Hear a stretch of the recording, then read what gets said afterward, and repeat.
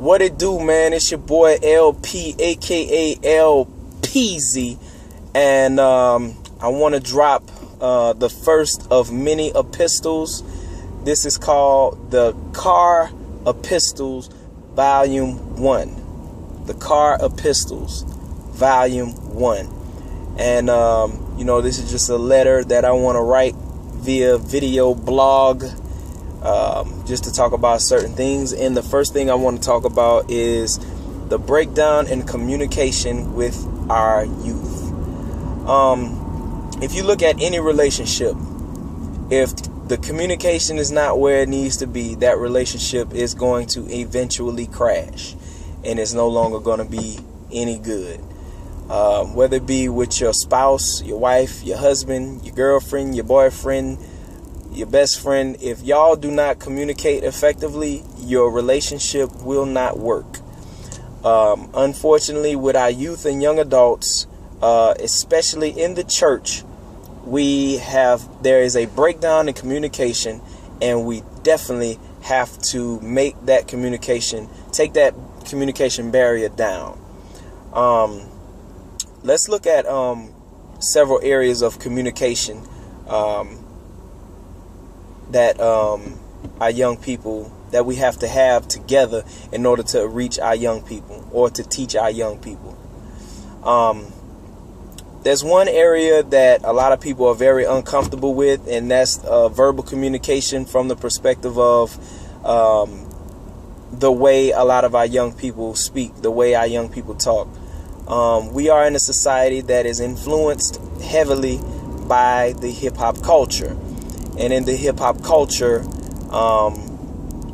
there is a style of dress, there's a style of talk, that goes along with the style of dress and the style of music and all that other stuff. And that talk involves a lot of ebonics. And a lot of people are very uncomfortable with using ebonics, or a lot of people using ebonics that is outdated. You can't be talking to young people talking about right on. You know what I'm saying? You can't do that. You know what I'm saying? And so, it's just, different terminologies and stuff like that young people use. These are things that we have to incorporate, in order to break down certain communication barriers so that they can feel comfortable speaking with us, or so that they will have an ear to hear what we have to say. I'm not saying that you have to talk like you have the IQ of a 5-year-old, even though a lot of rappers and stuff like that, they speak that way. You know what I'm saying? And so, not saying that you have to do that, but it's okay to, whenever you're talking to young people, your subjects and your verbs don't have to agree all the time.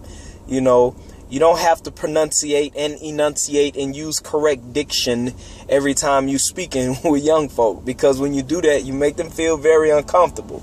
Now, I'm not saying that we don't have to use pronunciation, enunciation, and diction. Indeed, we have to use that, especially in the professional arena. But we're talking about just sitting down, communicating with young people. We have to get comfortable with, using terminologies and, slang and ebonics and things of that nature at times for the sake of communicating with young people. The Apostle Paul said, I became all things to all men that I may win some, So, we have to be able to, in an environment with dealing with young folks, we got to be able to do that. Another area of communication. Young people, a lot of times, they don't like to use a lot of verbal communication. Sometimes they like to text. That, we're in a society where our young people, they text all day. It's so funny in relationships now when a little young dude and a young lady, they hook up, they'll text each other for like 2 weeks straight before they talk on the phone. That is crazy to me. That's crazy. But, that's just the direction communication has gone with our young folks. I tell a lot of parents that are struggling with communicating with their children. And I ask them, I say, hey, do you text? And some of them are like, well, I don't really get into the texting thing. If you want to communicate with your children, you need to get into the texting thing. And so I've had a lot of parents, they'll say that they have a problem communicating with their children, and I'm like, well, start texting them. They started texting their children, and then their children opening up, sharing all types of information with their parents, that their parent, they did not know, but the child didn't know how to express themselves, but through text message they could. That's another area. And the final area is this: we can speak their language and communicate with them by doing something as small as keeping up with 3 things that they like to keep up with. Now, this is not all young people, this is just some. They like to keep up with rap music, they like to keep up with clothes, and they like to keep up with shoes. All right, now, rap music. I take it upon myself to listen to young people, who they're talking about, who are the hot artists out right now. I ask them, man, who the hottest out right now? Who killing the game right now? In the rap game. They'll be like, oh, Young Thug, you know what I'm saying, or Gucci Mane, or you know what I'm saying, whoever they name, you know what I'm saying. And I'm like, well, what they doing now?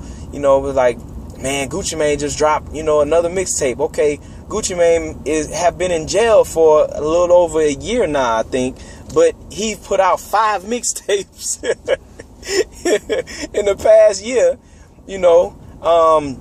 So anyway, I go on YouTube and listen to some of the stuff, just to be familiar with, what these artists are talking about, and be familiar with, who's nice and who's not.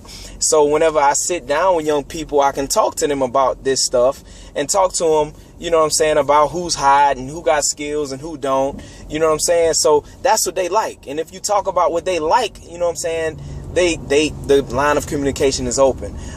They like clothes. They like the latest fashion and stuff like that. And you may say, man, I'm too old to be thinking about that. Okay, Jay-Z is knocking down the door on 50, and he keeps up with fashion, and he talks about fashion. Rick Ross is 40 something, and he keeps up with fashion, and that's all he talks about is fashion. And so, we need to stay in touch with that, fashion and things of that nature. And finally, tennis shoes. I'm not saying that you got to run out and go buy tennis shoes and this, that, and the other.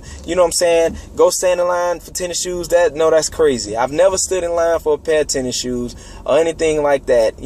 But I keep up with all the release dates of all the current tennis shoes, and I talk to them. Hey, man, them such and such coming out next week, huh? Yeah, man, I'm gonna get them. And then the other week, there's such and such gonna come out. And then then the line of communication is open. So these are just some tactics that we can use to open that communication gap, close that communication gap so we can have communication with our young people. Holla at your boy, man. Gia.